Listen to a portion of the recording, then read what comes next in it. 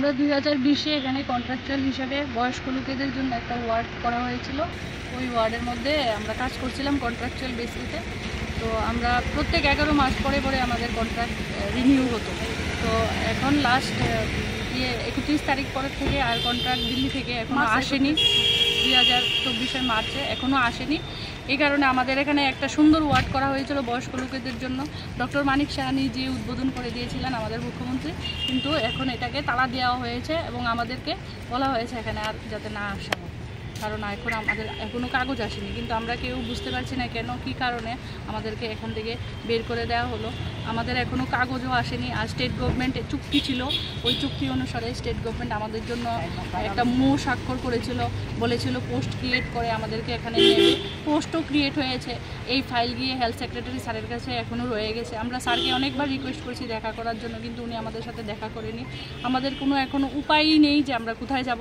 কোনো উপায় ছাড়া, কোনো কিছু সিদ্ধান্ত ছাড়াই আমাদেরকে এখান থেকে বের করে দেওয়া হয়েছে। আর এটা ডিপার্টমেন্ট করা হয়েছিল গভর্নরের অর্ডার নিয়ে, জেরিয়াট্রিক মেডিসিন ডিপার্টমেন্ট। এখন এটাকে তালা দেওয়া হয়ে গেছে। আর এখন আমাদের কোনো জবও নেই, আমরা কোনো কাজ করতে পারছি না, কিছু করতে পারছি না। হতাশাগ্রস্ত হয়ে আমরা রাস্তায় ঘুরছি, আর কিছুই করতে পারছি না। আমরা বুঝতে পারছি না কেন আমাদেরকে এইভাবে সরিয়ে দেওয়া হয়েছে। জেরিয়াট্রিক সেন্টার মানে এটা কি টোটালি বন্ধ করে দেওয়া হয়েছে না? এখন টোটালি বন্ধ করে দেওয়া হয়েছে। এখন কি বয়স্ক কোনো ব্যক্তি? না, কোনো বয়স্ক লোকই এখানে নেই। এত সুন্দর একটা ওয়ার্ড করা হয়েছিল, স্যার যেহেতু করে দিয়েছিল, আমরাও ভেবেছিলাম হয়তো এটা হয়ে যাবে।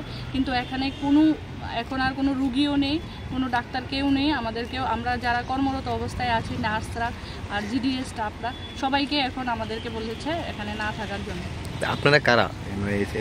নার্স না? আমরা তো স্টাফ নার্স, আর আমার সাথে এখানে জিডিএস স্টাফ তারা আছে।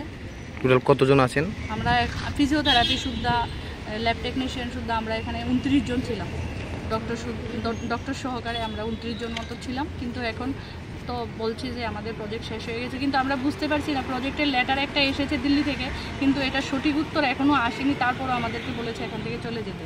আর যেই হিসাবে যে পোস্ট ক্রিয়েট করেছিল, ওই পোস্ট ক্রিয়েটের কোনো ফাইল এখনও ঠিকভাবে আসেনি। তারপরও আমাদেরকে বলছে চলে যেতে। আমরা তো এখন কাজ করতে পারছি না, কোনো কিছুই করতে পারছি না। পেশেন্টও নেই, তালা দেওয়া হয়েছে। আপনাদেরকে আগে জানানো হয়েছিল কি যে আপনাদের চাকরি?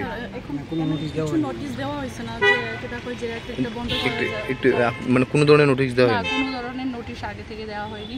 কিন্তু আমরা স্যার যেহেতু, আমাদের মুখ্যমন্ত্রী স্যার যেহেতু এটা নিয়ে প্রথম উৎসাহী ছিলেন এবং এটা করে দিয়েছিলেন, আমরাও উৎসাহিত ছিলাম যে আমরাও হয়তো কাজটা বেঁচে যাবে। কিন্তু এখন কোনো উপায়ই দেখছি না, আমাদেরকে কোনোখানেই কোনো রেসপন্স দেওয়া হচ্ছে না। আমরা অনেকবার হেলথ সেক্রেটারি স্যারের সাথে, মুখ্যমন্ত্রীর সাথে দেখা করার চেষ্টা করেছি, কিন্তু আমাদেরকে দেখা করার কোনো সুযোগ করে দেওয়া হয়নি। যে ওয়ার্ডটা তৈরি করা হয়েছিল বয়স্কদের জন্য, বয়স্করা যারা আসছে তাদেরকে এখানে অ্যাডমিট করা হচ্ছে না? মানে এখন তো কোনো অ্যাডমিশন আমি দেখছি না করতে, কারণ এখানে এখন বন্ধ হয়ে গেছে। ওপিডি তো বৃহস্পতিবারই ছিল, ওপিডিও এখন নেই।